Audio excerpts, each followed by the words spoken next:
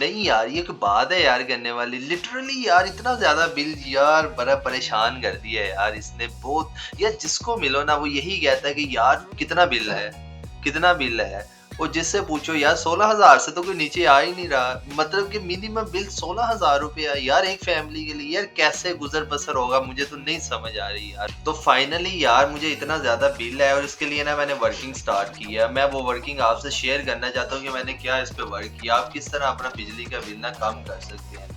और यार ये ना मैं ना मिडिल फैमिली से बिलोंग करता हूँ और ये हमें बिल्कुल नहीं, बिल्कुल ज़्यादा बिल आ जाए ना तो ये हमें बड़ा मसला करता है यार। लिटरली हमें पे करना होता है। और इसके लिए जो मैंने स्ट्रेटजी बनाई है ना बिल कम करने की, वो मैंने कुछ इस तरह से बनाई है कि आप अपने बिजली के बिल को ना किस तरह कम कर सकते हैं। अगर आपके घर में यूपीएस है ना, तो अगर उसकी बैटरी 2 साल से ज़्यादा हो गई है तो काइंडली उसको ना रिप्लेस करें। क्योंकि जब बैटरी वीक हो जाती है ना तो उसका जो डिस्चार्जिंग करंट है ना वो ज़्यादा हो जाता है। और जो उसका चार्जिंग करंट है वो बहुत ज़्यादा बढ़ जाता है और डिस्चार्जिंग करंट कम हो जाता है, और जिसकी वजह से आपकी बैटरी बहुत लेट चार्ज होती है और बहुत जल्दी डिस्चार्ज हो जाती है। और जब आप नई बैटरी लाएंगे वो विद इन 2 आवर्स वो चार्ज हो जाएगी और ये आपको बहुत ही बेनिफिट रहेगा। और तो जी नाज़िम, पॉइंट नंबर 2 है जो वो आपके घर की नाकिस वायरिंग है। नाकिस वायरिंग इस तरह से हो सकती है कि हम चाहते हैं, हम बटन दबाते हैं तो चीज़ तो चल जाती है, लाइट वगैरह तो ऑन हो जाती है, मगर जब उसको हम ये समझते हैं कि ये लाइट ऑन होगी, ये वायरिंग में कोई मसला नहीं है, मगर वायरिंग में भी नाकिस वायरिंग होती है। जो वायर्स आपने वायरिंग के लिए इस्तेमाल की होती हैं वो बहुत कम क्वालिटी की होती हैं। ये मैं आपको एग्जांपल इस तरह देता हूँ कि अगर आप का एसी 9 से 10 एम्पेयर ले रहा है, तो अगर आपने एसी के लिए 329 वायर इस्तेमाल किया है तो वो 329 वायर की इतनी कैपेसिटी नहीं है कि वो 9 से 10 एम्पेयर को गुजार सके। तो इसके लिए मैं आपको कहता हूँ कि वायर अच्छी इस्तेमाल की जाए ताकि वो करंट लॉस्ट होता है वो कम से कम हो। तो जो पॉइंट नंबर 3 है वो ये है कि आपका जो इस्तेमाल है वो पीक आवर्स में ना हो। पीक आवर्स से मुराद ये है कि आप अगर बिल को देखें तो बिल के पीछे आपको टाइम दिया होता है शाम 7 बजे से लेकर रात 11 बजे तक आप हैवी लोड ना चलाएं, क्योंकि वो करंट की इलेक्ट्रिसिटी का जो यूजेज है उस टाइम बहुत ज़्यादा होता है। अगर आप उस टाइम लोड को चलाते हैं तो वो आपके एम्पेयर ज़्यादा होते हैं और उसमें इस तरह से मामलात होते हैं। तो जो पॉइंट नंबर 5 है उसमें ये है कि आप अपने घर के जो एनर्जी सेवर हैं उनको एलईडी बल्बों में तब्दील करें। एनर्जी सेवर ऑलमोस्ट तकरीबन 24 वॉट का होता है और आप उसकी जगह एलईडी बल्ब लगाएं जो कि 12 वोल्ट के होते हैं। उनकी रोशनी और दोनों की रोशनी तकरीबन सेम होती है। इसके बाद जो पॉइंट आता है वो ये है कि अगर आपके घर में वो पिक्चर ट्यूब वाले टीवी हैं, जो बड़े टीवी पहले इस्तेमाल होते थे, अगर वो हैं तो वो भी आप रिप्लेस करें एलईडी के साथ, क्योंकि वो एलईडी जो है उसका करंट बहुत कम होता है। वो पुराने टीवी पिक्चर ट्यूब वाले वो बहुत हैवी हैं, उनका लोड एम्पियर बहुत ज़्यादा थे।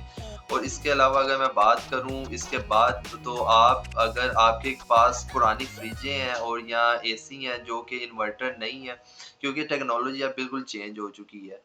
ये जो है इन्वर्टर, एसी और रेफ्रिजरेटर है जो ये बहुत ज़्यादा कम करंट का इस्तेमाल करते हैं। इनमें नई टेक्नोलॉजी है और नई टेक्नोलॉजी को जब बनाया जाता है तो उनको इस तरह से डिज़ाइन किया जाता है कि इनकी जो इलेक्ट्रिसिटी है, जो कंजप्शन है वो कम से कम हो। तो इसके अलावा अगर आप मीटर को ऑब्जर्व करें, जो हमारे यहाँ जो आजकल डिजिटल मीटर आ गए हैं, वो बिल्कुल थोड़े से करंट में भी अगर इस्तेमाल हो रहा, मतलब कि ज़ीरो का बल्ब अगर चल रहा हो ना, तो वो फिर भी वो आपको लाइट ब्लिंक करती नज़र आती है। उसमें एक इंडिकेटर लाइट होती है कि जब आपका लोड चल रहा होता है तो वो ब्लिंक करती है। तो जब आप बहुत से घरों में ऐसा होता है कि चार्जर लगे छोड़ दिए जाते हैं जो कि नहीं उतारे जाते, उनको जब मोबाइल चार्ज हो जाता है वो स्टिल सॉकेट में लगे रहते हैं।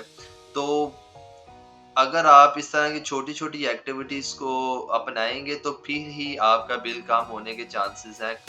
मोबाइल चार्ज हो जाए, आप चार्जर को निकाल दें। इसी तरह जब रूम में कोई नहीं है, पंखे, लाइट्स को बंद कर दें। अक्सर घरों में, मोस्टली घरों में ये ऑब्ज़र्व किया जाता है कि रूम के अंदर फ़ैन भी चल रहा है, लाइट्स भी चल रही हैं, तो उनको ऑफ नहीं किया जाता। अगर आप लिटरली चाहते हैं कि ये आपका बिल कम आए तो ये एक्टिविटीज़ को आप अपनी ज़िंदगी में ऐड करें और लाइट्स और फजूल पंखे जो चल रहे हैं उनको बंद कर दिया जाए। जी नाज़रीन, अगर हम थोड़ा सा इसके ऊपर इन्वेस्ट करना चाहें, मेरा मतलब है अगर हम सोलर की तरफ मूव करना चाहें तो ये एक बहुत ज़बरदस्त किस्म का स्टेप है। वो इस तरह से कि हमारी फैमिली के अंदर जो छोटी फैमिली है उसमें 1-2 पंखे और 3-4 लाइट्स हों तो हमारा सर्कल काफ़ी हद तक ईज़ी हो जाता है। अगर हम सोलर पे मूव करें, सोलर में भी 2 तरह की क्वालिटीज़ हैं। अगर आप एसी सिस्टम पे सोलर लगवाना चाहते हैं, मतलब कि दो सोलर इन्वर्टर लगवाना चाहते हैं, उससे 220 वोल्टेज आप लेना चाहते हैं, जो कि एसी पंखे चलाते हैं, उसकी कॉस्ट थोड़ी ज़्यादा है।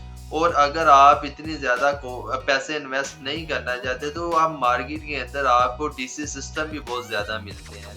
आप सोलर प्लेट्स लगाएँ, उसके साथ इन्वर्टर लगता है, डीसी इन्वर्टर लगता है, उसकी प्राइस इतनी ज़्यादा नहीं होती। तो आप ये समझ लें कि 1 लाख रुपए के अंदर आपकी बैटरी, प्लेट्स और इन्वर्टर आप अपने घर में लगा सकते हैं, जो कि 2 पंखे और 5-6 लाइटें इज़िली आपकी रन कर सकता है। तो अगर आप इस पे आना चाहें तो ये बहुत ही ज़बरदस्त किस्म का सिस्टम है, क्योंकि दिन के वक़्त पाकिस्तान को अल्लाह ने ऐसा, ये एक मुल्क है जिसके अंदर एक साल में 365 डेज़ होते हैं और 300 डेज़ यहाँ पे सूरज अवेलेबल होता है, और इसमें बहुत ज़्यादा हमें ये अपॉर्चुनिटी है कि हमें सूरज 300 डे ऑलमोस्ट 300 डेज़ हमें सूरज मिलता है, और इसमें हम बहुत ईज़िली अपने, अगर सारा दिन हम वापडा यूज़ ना करें और पंखे हमारे और लाइट्स सोलर से चलती रहे तो डेफ़िनेटली ये तो बहुत फ़र्क पड़ेगा बिल के अंदर। और ये छोटे-छोटे पॉइंट्स हैं, मैं आपको बिल के अंदर जो रीडिंग होती है, जो बिल हमारे पास आता है, उसको ऑब्ज़र्व करने का तरीका भी हमें आना चाहिए। हमें बिल गवर्नमेंट वाले बिल हमारे घर दे जाते हैं और बहुत से लोगों को उसकी रीडिंग नोट करना, उसको मेजर करना कि हमारे इतने यूनिट यूज़ हुए हैं कि नहीं हुए हैं, किसी को इस मुतालिक, बहुत कम लोगों को इसके मुतालिक नॉलेज होता है। आपको प्रॉपर बिल की जो रीडिंग है उसको पढ़ना, उसके यूनिट्स को पढ़ना और उसके जो टैक्सेस हैं उसको भी मेजर करना कि हमें कितना टैक्स पड़ा है, एक्चुअल यूनिट प्राइस क्या है और टैक्स की प्राइस क्या है, इसको राउंड अबाउट लमसम करके हम बिल के ऊपर एक डिटेल वीडियो बनाएंगे। तो जी नाज़रीन, नेक्स्ट वीडियो में हम आपको जो है जो आपके घर की अप्लायंसेस हैं उनके वॉट और उनके यूनिट के वो इतने घंटे, कितने घंटे चले और कितना उनकी कंजप्शन होती है, ये डिटेल वीडियो हम आपके लिए लेके आएंगे। अगर आपको इस तरह के मज़ीद वीडियोस चाहिए, हमारे चैनल को सब्सक्राइब करें, कमेंट करें और लाइक करें। हम आपके लिए बहुत ज़्यादा इंफॉर्मेटिव वीडियोस लेके आएंगे। तो काइंडली हमारा चैनल सब्सक्राइब करें और आपके फीडबैक की बहुत ज़रूरत है, वीडियो को देख के फीडबैक दिया करें।